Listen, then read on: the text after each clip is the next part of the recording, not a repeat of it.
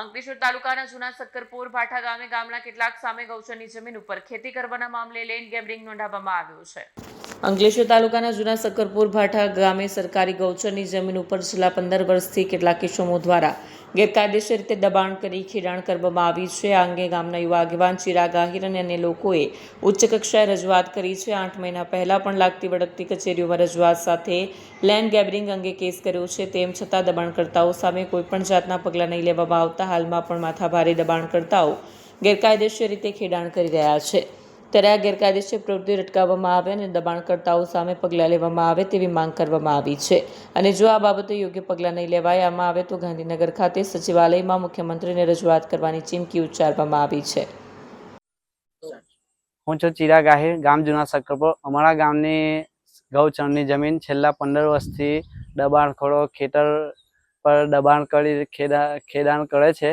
એના માટે અમે 15 વર્ષથી કંઈક ને કંઈક પગલાં લઈએ છીએ, બધાને મળીએ પણ છે ઉપરના અધિકારીઓ, પરંતુ એના હેતુને વધારે ધ્યાનમાં ન લઈ આ લોકો કંઈક ને કંઈક એના માટે ડિસિઝન પગલાં લેતા નથી।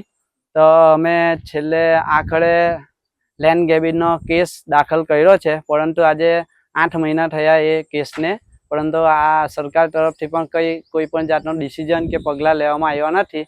હવે અમે એવું નક્કી કર્યું છે કે આને આ રીતે એનું કોઈ પગલાં લેવામાં નહીં આવે તો અમે ગાંધીનગર સચિવાલય ઓફિસે માન્ય CM સરને મુલાકાત લઈશું અને એ સર અમારા આ પગલાંને કંઈક ને કંઈક નિરાકરણ લાવે એવી એમને અપીલ દાખલ કરીશું। આજે શું થયું ને આગળ શું કરવાનું છે?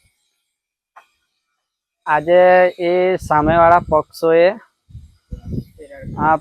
ખેડાણ ચાલુ અમે 4-5 જણ જે મોટા ખેડૂતો છે એના માટે એમને લેન્ડ ગેબિંગના કેસમાં FIR કરાવીને પોલીસ સાહેબે કીધું એ પ્રમાણે FIR કરાવીને અમે એમના તાલુકા પંચાયત થ્રુ એમને નોટિસ પણ આપી, એમને રજૂ થવા કહ્યું, પરંતુ તેમ છતાં એ લોકોએ ખેડાણ ચાલુ કરી દીધું છે। ના પાડ્યા છતાં ના પાડી, અમે બોલ લગાવ્યું છે તે છતાં એ લોકોએ ચાલુ કરી દીધું છે। એટલે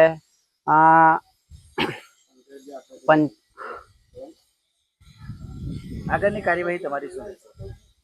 આગળની કાર્યવાહી આ રહેશે કે હવે અમે બધા અધિકારીઓ કોઈક ને કોઈક માથે કંઈ લેવા માટે તત્પર નથી, તો હવે અમારા પાસે લાસ્ટ ઓપ્શન છે, લેન્ડ ગેબિંગનો આ કેસ છે એનું નિરાકરણ નહીં આવે તો અમે CM સર પાસે સચિવાલય કચેરીએ જઈશું અને ઉગ્ર વિરોધ કરીશું। વિડીયો જર્નાલિસ્ટ કરણસિંહ સાથે સત્ય TV ન્યૂઝ અંકલેશ્વર।